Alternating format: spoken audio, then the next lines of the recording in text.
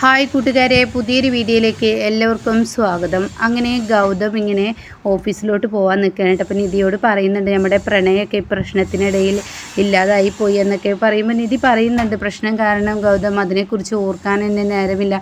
എന്തായാലും CKCയുടെ ഈ പ്രശ്നങ്ങൾ അങ്ങ് തീരട്ടെ, പിന്നീട് നമുക്ക് സുഖമായി ജീവിക്കാം എന്നൊക്കെ പറഞ്ഞ് അവർ പുറത്തിറങ്ങുമ്പോൾ ശിവാനി കാട്ടിക്കൂട്ടുന്ന ആ കോലാഹലങ്ങളാണ് കേട്ടോ. അതായത് ഇങ്ങനെ പ്രണവ് അവിടെ ഇരിക്കുന്നുണ്ട്. അപ്പോൾ പ്രണവിൻ്റെ മുന്നിലോട്ട് ബ്രേക്ക്ഫാസ്റ്റുമായി വരികയാണ്. അങ്ങനെ ശിവാനി പറയുന്നത് പ്രണവ് ഇന്നിപ്പോൾ എന്ന് പറയുമ്പോഴേക്കും പ്രണവ് പറയണത് ഇന്ന് എൻ്റെ കോഫി ഷോപ്പ് ഉദ്ഘാടനം ചെയ്യുകയാണല്ലോ, അല്ല കോഫി ഷോപ്പിൻ്റെ പേപ്പേഴ്സുകൾ ഇന്ന് ശരിയാക്കണമല്ലോ, അതുകൊണ്ട് തന്നെ ഇന്ന് എനിക്ക് നല്ലൊരു ദിവസമാണ്. അതുകൊണ്ടാണ് പ്രണവ് നിന്നോട് ഞാൻ പറഞ്ഞത് ഭക്ഷണം കഴിക്കാൻ നിനക്ക് ഞാൻ ബ്രേക്ക്ഫാസ്റ്റ് വാരിത്തരാനാണ് വന്നത് എന്നിങ്ങനെ പറയുമ്പോൾ ഉടൻ തന്നെ അവിടെ ഗൗതമും നിധിയും അവിടെ നിൽക്കുന്നുണ്ട് കേട്ടോ. അപ്പോൾ ഈ ശിവാനിയുടെ ഈ കാട്ടിക്കുട്ടിൽ കാണുമ്പോൾ ദേഷ്യം പിടിക്കുന്നുണ്ട്. എന്നാൽ പ്രണവ് അത് കണ്ടിട്ടില്ല.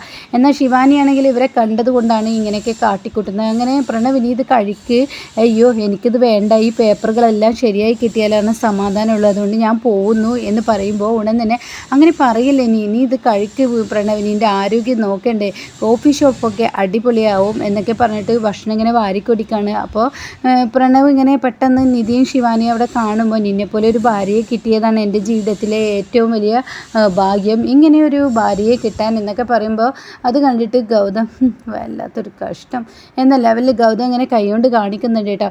എന്നാൽ ഈ സമയം നിധിയാണെങ്കിലോ ഇങ്ങനെ ഗൗതമിനോട് പറയണേ ഒന്നും മൈൻഡ് ആക്കണ്ട, അവൻ ചെയ്യുന്നത് ചെയ്യട്ടെ എന്ന് പറയണേ. പിന്നീട് ഗൗതമിൻ്റെ മുന്നിൽ വെച്ചിട്ട് ശിവാനിയോട് പറയണേ ഞാൻ നിന്നെ ഒരു ഉമ്മ ഒക്കെയാണ് ചെയ്യേണ്ടത്, പക്ഷേ ഇപ്പം അത് ഞാൻ ചെയ്യുന്നില്ല, ഇപ്പം ഞാൻ പോകുന്നു, കാരണം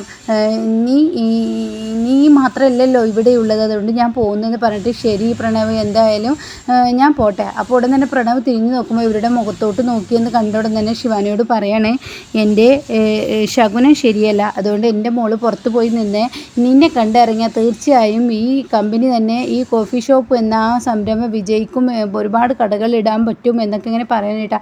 അപ്പോൾ ഇത് കേൾക്കുമ്പോൾ നന്നായി ചിരി വരുന്നുണ്ട് ഗൗതമിനും അതുപോലെ തന്നെ നിധിക്കൂട്ട. പക്ഷെ അവരവരുടെ ചിരി അടക്കി പിടിക്കുകയാണ്. തകരാൻ പോകുന്നവനോട് എന്ത് പറഞ്ഞിട്ടെന്താ എന്ന ലെവലിൽ ചിരിച്ച് നിൽക്കുകയാണ്.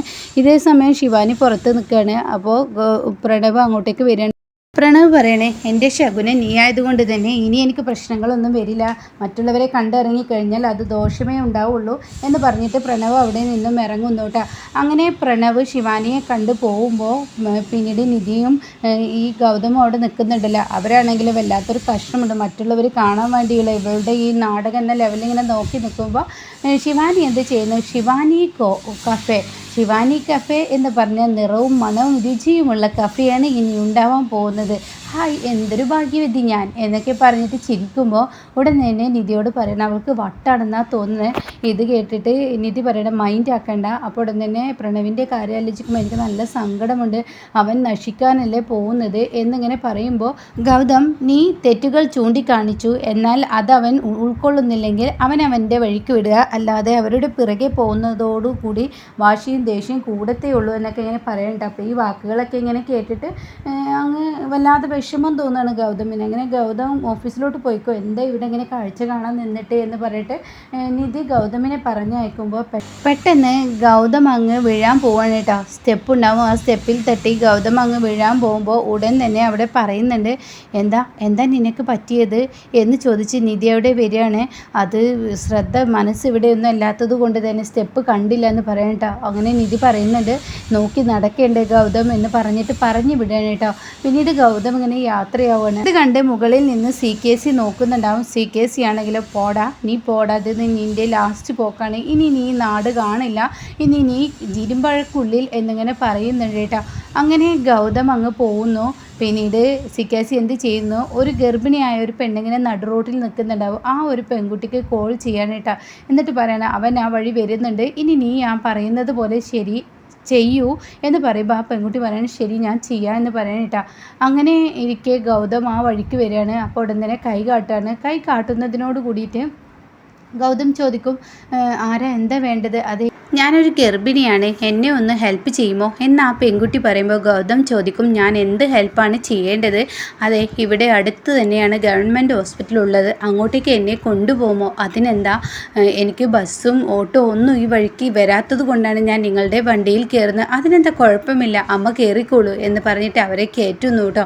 എന്നിട്ട് അവരെ കയറ്റിയിട്ട് കുറച്ചങ്ങ് എത്തുമ്പോൾ ഈ പെണ്ണെന്ത് ചെയ്യുന്നത്, തൻ്റെ വയറിൽ കെട്ടിവെച്ചിരിക്കുന്ന ആ ഒരു ഇതുണ്ടല്ലോ അതെടുത്തിട്ട് അവിടെ വെക്കണം കേട്ടോ. ഒരു കിറ്റ് പോലത്തെ ഒരു സാധനമാണ്, അതെടുത്ത് അങ്ങനെ വെച്ചിട്ട് ആ പെണ്ണങ്ങ് വണ്ടി കുറച്ചങ്ങ് കടക്കുമ്പോഴേക്കും ഗൗതമിനോട് പറയണേ, ശരി ഇവിടെ വണ്ടി നിർത്തിക്കോളൂ, ഇതിന് പിറകിലാണ് ഹോസ്പിറ്റൽ, ഞാൻ അങ്ങോട്ടേക്ക് പോയിക്കോളാം. ശരി അമ്മ, നിങ്ങൾ ഒറ്റക്കാണോ, നിങ്ങളെങ്ങനെ ഒറ്റയ്ക്ക് ഇങ്ങനെ ഹോസ്പിറ്റലൊക്കെ പോവുക, വേദനയുണ്ടെന്ന് പറയുമ്പോൾ ഭർത്താവില്ല, ആ ഹോസ്പിറ്റലിൽ എത്തും ഭർത്താവ് എന്ന് പറഞ്ഞിട്ടുണ്ട്, പണിക്ക് പോയിരിക്കുകയാണ്, അവിടെ നിന്ന് വരാമെന്ന് പറഞ്ഞിട്ടുണ്ട്, എന്നാൽ ശരി എന്ന് പറഞ്ഞിട്ട് ഗൗതം അവരെ ഇറക്കി വിടുമ്പോൾ ഉടൻ തന്നെ ഈ പെണ്ണ് ഇറക്കിയ സമയം തന്നെ പറയുന്നുണ്ട്, പോടാ പോടാ നീ പോടാ, നിനക്ക് ഇനി ഇരുമ്പഴിക്കുള്ളിലാടാ നിനക്ക് കിടക്കാൻ ഇരിക്കുന്നത് എന്നും പറയുന്നുണ്ട് കേട്ടോ. അങ്ങനെ പിന്നീട് തൻ്റെ ഫോൺ എടുത്ത് CKCക്ക് വിളിക്കുകയാണ്. അപ്പോൾ CKC ഉടൻ തന്നെ എന്തായി കാര്യങ്ങൾ എന്ന് ചോദിച്ചു ഉടൻ തന്നെ പറയാണ്, പറഞ്ഞതുപോലെ തന്നെ പൊടി അതിൽ വെച്ചിട്ടുണ്ട്, എന്തായാലും അവൻ ഇനി ഇരുമ്പഴിക്കുള്ളിൽ തന്നെ. ശരി, നല്ലൊരു കാര്യമാണ് നീ ചെയ്തത്, അതിനുള്ള തുക ഞാൻ നിനക്ക് തന്നിരിക്കുമെന്ന് പറഞ്ഞിട്ട് ഫോൺ കട്ട് ചെയ്യുന്നു കേട്ടോ. അപ്പോഴേക്കും ജ്യോതി അങ്ങോട്ടേക്ക് എത്തുകയാണ്. അപ്പോൾ ജ്യോതി ചോദിക്കും, എന്താ പ്രശ്നമെന്ന് ചോദിക്കുകയാണ്. നമ്മൾ വിചാരിച്ചതുപോലെ കാര്യങ്ങളൊക്കെ നടന്നിരിക്കുന്നത്, പ്രശ്നം നമുക്കല്ല അവർക്കാണെന്ന് പറയണ്ട. പിന്നീടാണെങ്കിലോ ഇങ്ങനെ ഗൗതം കുറച്ച് ദൂരം അങ്ങ് പോകുമ്പോഴേക്കും ഗൗതമിനെ കുറച്ച് പോലീസുകാരിങ്ങനെ ചെക്കിങ്ങിന് നിൽക്കുകയാണ് കേട്ടോ. അപ്പോൾ ഉടൻ തന്നെ ഗൗതം പറയുന്നുണ്ട്, ഞാനൊരു ബിസിനസ്മാനാണ്, എനിക്ക് പെട്ടെന്ന് പോകണം, ആര് എന്താണെങ്കിലും നിങ്ങളുടെ വണ്ടിയിൽ മയക്കുമരുന്നുണ്ടെന്ന് പറഞ്ഞു കേട്ടു. എന്ത്, എൻ്റെ വണ്ടിയിൽ മയക്കുണ്ടെന്ന്? അതൊന്നും ഇല്ല, ഞാൻ പോകുന്നു എന്ന് പറയുമ്പോൾ അങ്ങനെ അങ്ങ് പോകാൻ പറ്റില്ലല്ലോ, മര്യാദക്ക് ഡിക്ക് തുറക്കടാ എന്ന് പറഞ്ഞിട്ട് ഡിക്ക് തുറക്കുന്നു. പിന്നീട് വണ്ടി മൊത്തം പരിശോധിക്കുമ്പോൾ അവിടെ ആ പെണ്ണ് വെച്ച് ആ പേടുണ്ടല്ലോ, ആ വയറിൽ കെട്ടിയിരിക്കുന്ന പേട്, അതങ്ങ് എടുക്കണം. ഇതെന്താടാ എന്ന് ചോദിക്കുമ്പോൾ അയ്യോ എനിക്കറിയില്ല എന്ന് പറയും. നിനക്കറിയില്ലെന്ന്, നിൻ്റെ വണ്ടിയിൽ ഇരിക്കുന്ന സാധനം നിനക്ക് എങ്ങനെ അറിയാതിരിക്കുമെന്ന് പറഞ്ഞിട്ട് അത് SIയുടെ കയ്യിൽ കൊണ്ടുകൊടുക്കുമ്പോൾ SI തുറന്നു നോക്കുമ്പോൾ അതിൽ ഒരുപാട് ലഹരിയാണ് കേട്ടോ. ഇത് കാണുന്നതിനോടുകൂടി എന്താടാ നീ ഞങ്ങളെ ചതിക്കാൻ നോക്കുന്നു, ഞങ്ങളെ പറ്റിക്കാൻ നോക്കുന്നു എന്നൊക്കെ പറയുമ്പോൾ ഗൗതം പറയണേ, അയ്യോ ഇതെനിക്കൊന്നും അറിയില്ല, എൻ്റെ വണ്ടിയിൽ ഒരു സ്ത്രീ കയറിയിരുന്നു, അവരായിരിക്കും, നീ കള്ളത്തരം പറയുന്നടാ, ചെയ്ത് തെറ്റ് എന്താണെന്നറിയോ? അയ്യോ ഞാനൊരു ബിസിനസ്മാനാണ്, അതുകൊണ്ട് എനിക്കിതിൻ്റെ ഒന്നും ആവശ്യമില്ല, ഈശ്വരമംഗലത്തെ മകനാണ്, നീ ഈശ്വരാണെങ്കിലും എവിടെയാണെങ്കിലും കയറണ വണ്ടിയിലോട്ട് എന്ന് പറഞ്ഞ് ഗൗതമിനെ ഇങ്ങനെ വലിച്ചഴിച്ച് പോലീസ് സ്റ്റേഷനിലോട്ട് കൊണ്ടുപോകണം കേട്ടോ. പിന്നീട് പോലീസ് സ്റ്റേഷനിൽ ഒരാളെ CKC ആക്കിയിട്ടുണ്ടാവും, അയാളിങ്ങനെ CKCക്ക് വിളിക്കണം. അപ്പോൾ ഉടൻ തന്നെ ഈ ഒരു ഫോൺ എടുക്കണം. എന്ത്, ഗൗതമിനെ അറസ്റ്റിലായെന്നോ? എന്തിന്? മയക്കുമരുന്ന് കൊണ്ടാ? അവനെ അറസ്റ്റ് ചെയ്തൂലേ? അവനെ അറസ്റ്റ് ചെയ്യേണ്ട എൻ്റെ ആവശ്യമാണ്, പക്ഷേ ഇത്രയും വലിയൊരു ബിസിനസ്മാൻ മയക്കുപൊടിയൊക്കെ കച്ചവടം ചെയ്യുമോ എന്നൊക്കെ ഇങ്ങനെ പറയുന്നത് പാറു കേൾക്കുന്നു കേട്ടോ. അപ്പോഴേക്കും ഇത് നിർമ്മലയും കേൾക്കുന്നു. രണ്ടുപേരും ഞെട്ടലോട് കൂടി നിൽക്കണം. അപ്പോഴേക്കും പാറു ഓടി വന്ന് CKCയോട് ചോദിക്കണം, എന്താ നിങ്ങൾ പറഞ്ഞത്, എൻ്റെ മകനെ അറസ്റ്റ് ചെയ്തു? എന്തിൻ്റെ പേര്? നിങ്ങളുടെ മകനെ അറസ്റ്റ് ചെയ്തു എന്ന് പറഞ്ഞ് കേട്ടപ്പോൾ എനിക്ക് ഒരുപാട് സന്തോഷമായി, കേൾക്കാൻ ആഗ്രഹിച്ച ന്യൂസാണ് ഞാൻ കേട്ടത്. എന്നാൽ നിങ്ങളുടെ മകനെ ഇത്രയും ചീത്ത പ്രവൃത്തി ചെയ്യുന്ന ഒരിക്കലും കരുതിയില്ല. നിങ്ങളുടെ മകനെ മയക്ക് കച്ചവടമാണ് ചെയ്തിരിക്കുന്നത്. വീട് ജപ്തിയായപ്പോൾ എൻ്റെ അടുത്ത് നിന്ന് വീട് വാങ്ങാൻ വേണ്ടി മയക്കുപൊടി കച്ചവടം ചെയ്തവൻ എന്നൊക്കെ പറയുമ്പോൾ പാറു പറയണേ, ഇത് ചതിയാണെന്ന് പറയണേട്ടോ. എന്നാൽ ഈ സമയം നിർമ്മലക്ക് സഹിക്കില്ല. നിർമ്മല ആ കിച്ചണിൽ നിന്ന് ഓടിയിട്ട് സ്വന്തം മകനെ തന്നെ സ്വന്തം അച്ഛൻ ഈ ക്രൂരത കാണിക്കുന്നത് കണ്ടു എന്ന് പറഞ്ഞിട്ട് CKCയുടെ അടുത്തോട്ട് ഓടി വരാൻ ശ്രമിക്കുമ്പോൾ അയ്യോ ഇപ്പോൾ എനിക്ക് പോകാൻ പറ്റില്ലല്ലോ, അയാളുടെ മുന്നിലോട്ട് ഞാൻ പോയി കഴിഞ്ഞാൽ അയാൾ എൻ്റെ കുഞ്ഞിനെ കൊല്ലാൻ പോലും മടിക്കില്ല എന്ന് പറഞ്ഞിട്ട് അവിടെ ഇരുന്ന് പൊട്ടിക്കരയാൻ കേട്ടോ. ഈശ്വരാ, ഇവൻ എന്തോ ഒരു ചതി ചെയ്യുന്നുണ്ടെന്ന് എനിക്ക് മനസ്സിലായതാണ്, എൻ്റെ കുഞ്ഞിനെ എനിക്ക് രക്ഷിക്കാൻ കഴിഞ്ഞില്ലല്ലോ, അവൻ്റെ അച്ഛൻ തന്നെ അവനെ ജയിലറക്കുള്ളിലാക്കുന്നു. എന്നാൽ എൻ്റെ ഗൗതം ഇതെല്ലാം അറിയുന്ന ഒരു നാളെത്തും. എന്തായാലും ഇന്നിപ്പോൾ നിർമ്മല അവൻ്റെ അമ്മയെ അല്ലെങ്കിലും ആണെന്നുള്ള സത്യം അറിയുമ്പോൾ അവൻ്റെ അമ്മ എന്തെല്ലാം ബുദ്ധിമുട്ടിലൂടെയാണ് കടന്നു പോയതെന്നും CKC എന്ന വ്യക്തി എത്രമാത്രം വെടക്കാണെന്നും അവൻ അറിഞ്ഞു കഴിഞ്ഞാൽ തീർച്ചയായും അവൻ തന്നെ അവൻ്റെ അച്ഛന് തിരിച്ചടി കൊടുത്തോളൂ എന്നൊക്കെ ഇങ്ങനെ പറയുന്നു കേട്ടോ. അപ്പോൾ ഇങ്ങനെയൊരു സീനിലാണ്. അപ്പോൾ എന്തായാലും ഇനി നിധി രക്ഷിക്കും, അതിനെക്കുറിച്ച് നെക്സ്റ്റ് പറയാവേ. അപ്പോൾ ആരെങ്കിലും ചാനൽ സബ്സ്ക്രൈബ് ചെയ്തിട്ടില്ലെങ്കിൽ ഒന്ന് സബ്സ്ക്രൈബ് ചെയ്ത് കാണണേ.